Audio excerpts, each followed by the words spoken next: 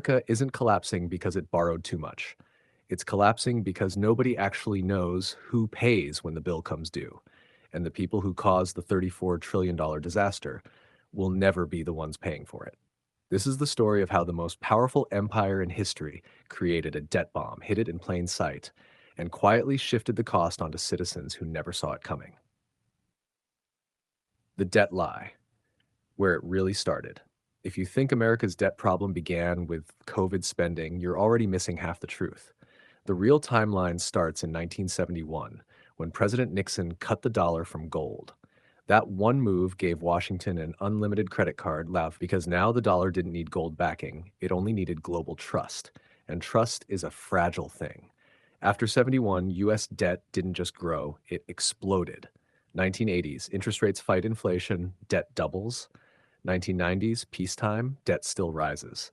2000s, wars plus tax cuts, financial crisis, debt surges again. 2020s, pandemic spending stimulus, debt hits $34 trillion. But here's the part almost nobody tells the public. The government never planned to repay any of it. Not a single administration, not a single party, not a single decade, because the US operates on a silent rule. Debt isn't meant to be paid back, it's meant to be managed. And when managing fails, someone else pays. Who the US owes and why that's the trap. Most people think America owes its debt to China. Wrong. China holds only about 3% of it. The real lenders are the Federal Reserve, prints money, buys US debt, US banks, US pension funds, Social Security trust funds, mutual funds, and insurance companies. Average Americans buying safe treasury bonds. In short, the government owes Americans, not foreigners.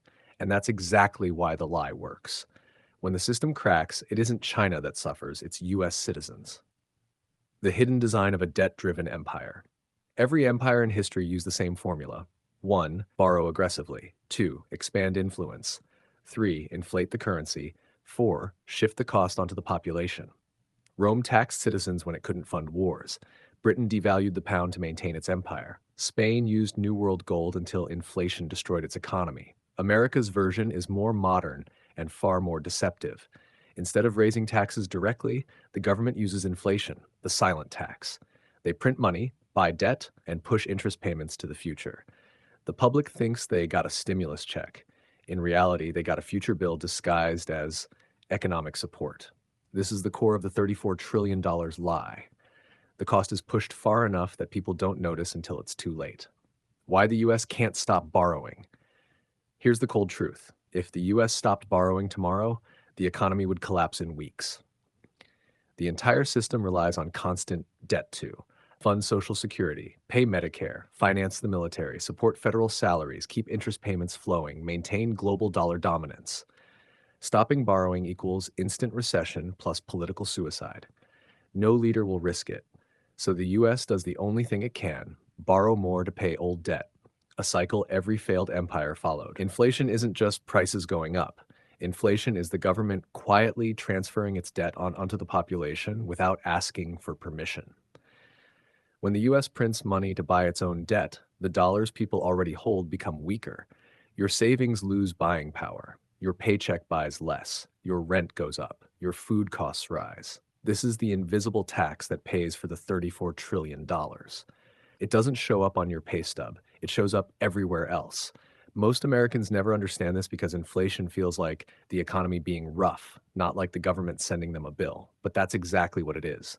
Every new trillion in debt erodes the currency, and the erosion hits citizens first. Inflation is not an accident, it's the repayment plan. The US has only 3 ways to handle debt. 1. Raise taxes. 2. Cut spending. 3. Inflate the currency. Raising taxes is unpopular. Cutting spending is political suicide. So inflation becomes the only option left.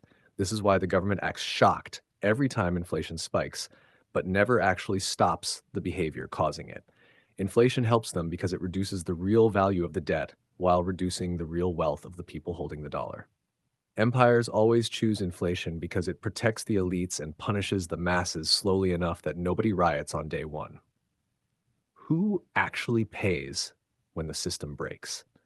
When the debt bubble eventually hits its breaking point, the people who pay aren't the ones who caused it.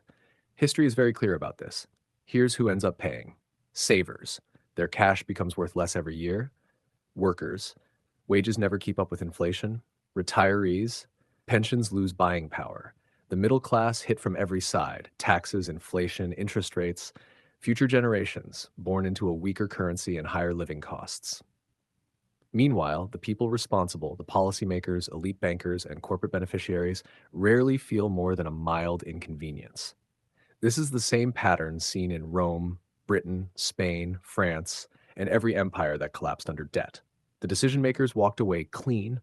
The population paid the price in the form of currency devaluation, asset seizures, rising taxes, and falling living standards.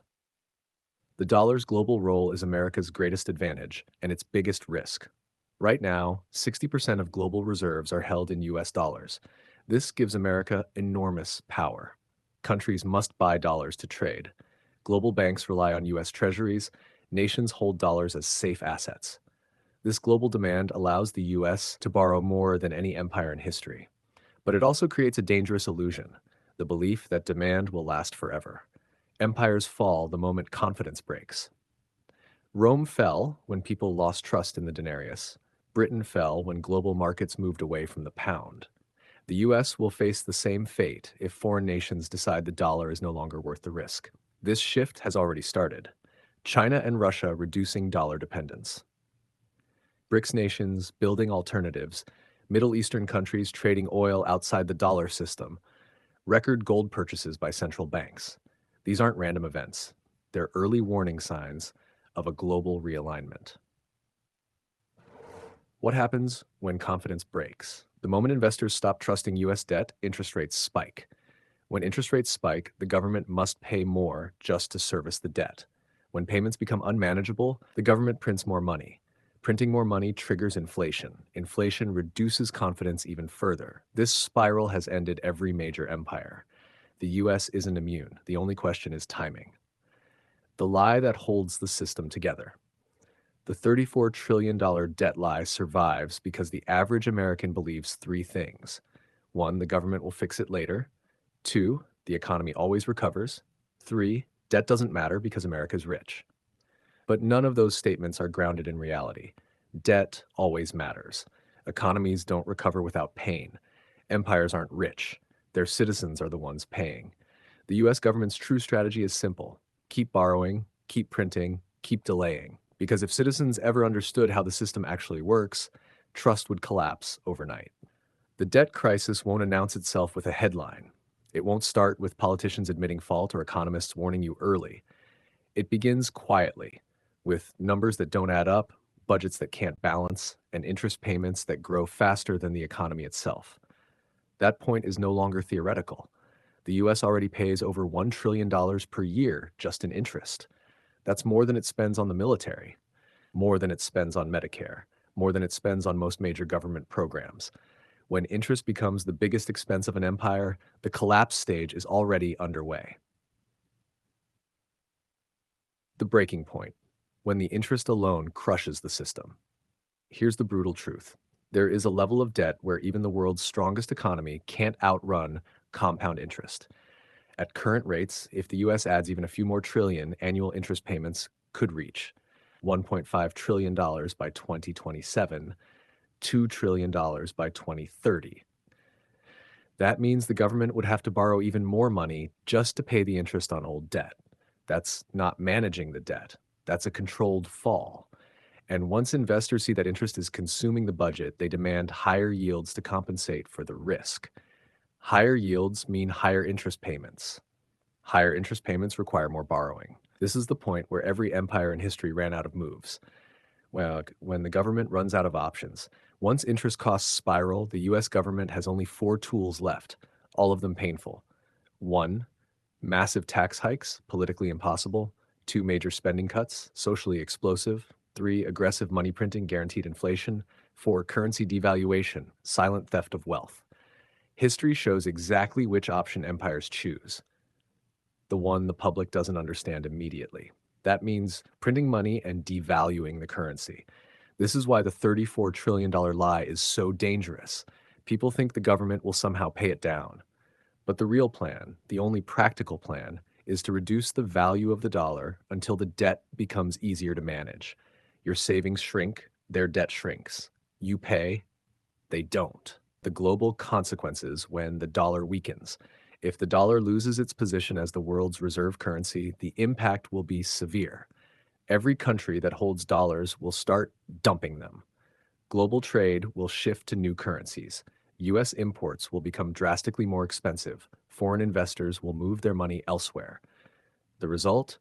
America will face inflation levels the country hasn't seen in generations. Industries dependent on foreign goods, energy, technology, manufacturing, will struggle.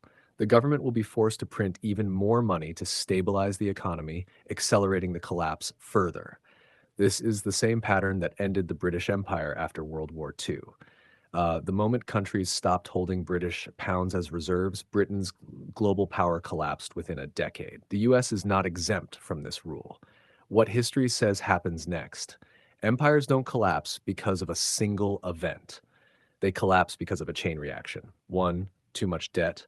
Two, weakening currency. Three, rising inflation. Four, public frustration. Five, political division. Six, loss of global confidence. And seven, economic reset. America is already deep into this sequence. Debt is unmanageable, inflation isn't controlled, political division is at historic highs. Nations are quietly reducing their reliance on the dollar. The pattern is repeating exactly like Rome, exactly like Britain, exactly like every empire before them. The final bill: who pays when the lie ends? When the $34 trillion lie finally breaks, the cost will fall hardest on the middle class, already stretched thin, future workers inheriting a weaker dollar, retirees whose benefits won't keep up with inflation, businesses crushed by borrowing costs, consumers facing higher prices on everything. The wealthy won't pay the price. They move their money into real assets, gold, foreign currencies, and markets that benefit from volatility. The government won't pay. It controls the currency and can print whenever needed. The banks won't pay. They get bailouts when things go wrong. The people who pay are the same people who never caused the crisis. The collapse won't look like a movie. It looks like real life. A US debt collapse won't be sudden. It won't be dramatic. It won't be obvious. It will look like rising grocery bills, higher rents, shrinking savings, constant political chaos, declining living standards, endless economic emergencies, a dollar that buys less every year. This is how empires fall, quietly, invisibly, and slowly enough that most people don't realize what happened until it's already over.